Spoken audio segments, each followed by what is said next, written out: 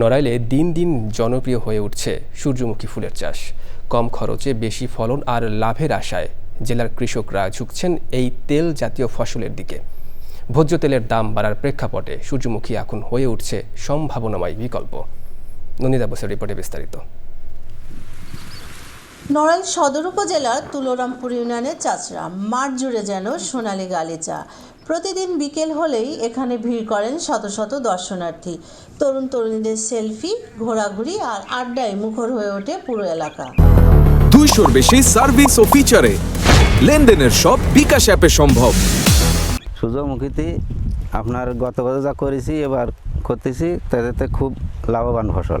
কৃষি সম্প্রসারণের যে অফিসার সাহেবরা আছে তাদের সঙ্গে যোগাযোগ করে আমি এবার একটা চাষ করেছি এবং এইটা আমি যেটা করেছি এটা হচ্ছে হাইব্রিড। খরচ কম এতে এই সূর্যমুখীতে, এবং তেলও খুব ভালো।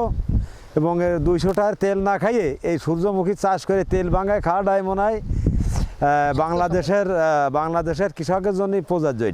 কৃষি বিভাগের তথ্য অনুযায়ী গত বছর সদর উপজেলায় 55 হেক্টর জমিতে সূর্যমুখীর আবাদ হলেও এবছর তা বেড়ে দাঁড়িয়েছে 78 হেক্টরে।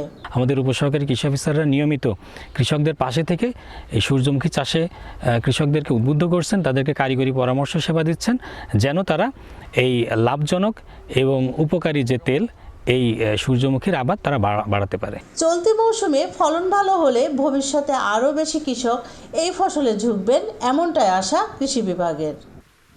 নড়াইল থেকে নন্দিতা বোস, চ্যানেল আই।